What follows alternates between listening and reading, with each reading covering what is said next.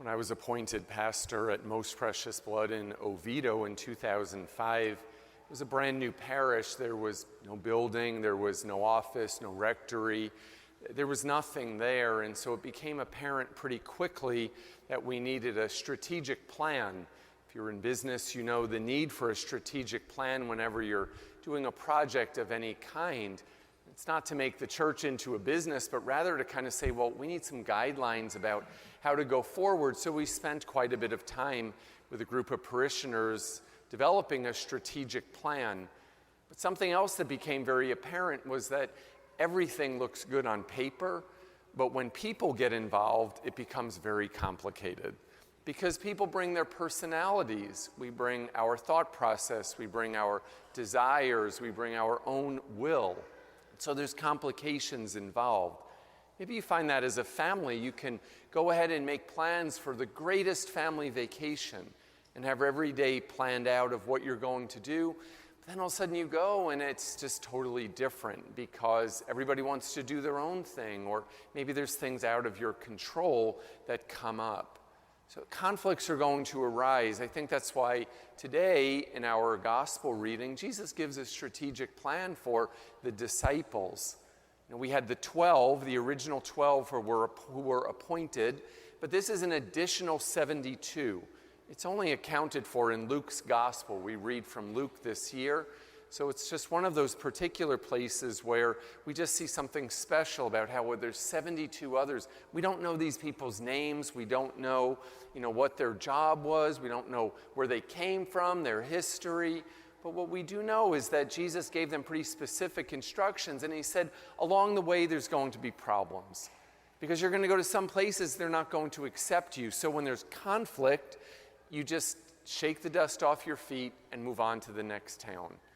I think that's really great advice, actually, because there's times in relationships, in families, there's times in friendships, there's times in work where we come into conflict, and Jesus gives us a great model for conflict resolution. It is, don't make a war, but rather try to make peace. And if there's no opportunity there for peace, well, then just leave it alone. Don't enter into like an argument. He's saying it's just not worth it. So if we have conflicts with other people in our lives, we're better off kind of saying, you know what, is it worth my energy to continue the fight? It's not about the fight, it's about a solution.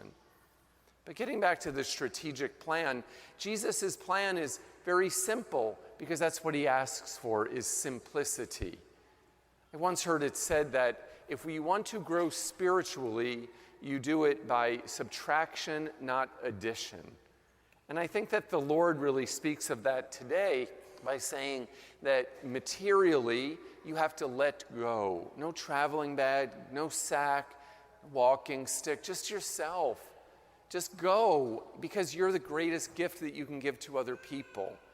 You don't need a whole sideshow of things in order to attract people, because just the beauty of the gospel message and the good news should be enough.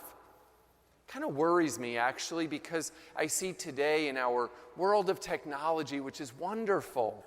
It's wonderful to have all this creativity that goes on. But we tend to have some attention deficit. It's very hard to focus. Back then, they would just speak and people would listen. They would talk and there was interaction. People didn't need to bring all kinds of technology with them, screens and fancy videos and all kinds of other things to attract themselves to Jesus. It was very simple. They just talked about him and people listened. So, God is saying today, Jesus tells us today in the gospel, keep it simple materially. Don't worry about bringing a lot of stuff with you, but rather, the people will be attracted because of who you are, not what you have. And that's very important, especially for our young people I address to you, is that it's not what you have, it's who you are. That's who really God really, really wants us to be, is who he's called us to be, and that's what we bring to other people and to our relationships. If we're attracted to other people because of what they have, that's not a healthy relationship. We're attracted to people because of what's inside, what is in the heart.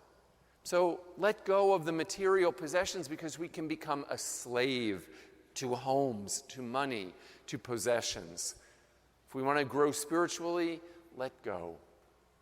Secondly, Jesus is pretty clear here about saying, just kind of be yourself spiritually. When you go to people, speak of the gospel, give the good news, talk about the miracles, talk about what's going on. But you don't have to have this whole rigmarole and ritual as you go into different towns, but rather just be there and bring the presence of Christ. So materially and spiritually, we're called upon to keep it very simple. And if we do that, maybe one day our names will be written in heaven. Look up at the clouds. Look up at the clouds one day. Maybe picture your own name written up there in the clouds.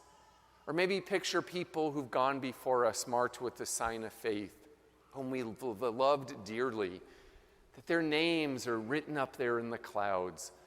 That's what God is saying to us today is, do you know what? You've been chosen. You've been chosen. You are mine. You had life on earth, but you're going to have life forever in heaven as well. And your name will be written in heaven because you didn't have a huge attachment to the things of earth, but rather only you were attached to me.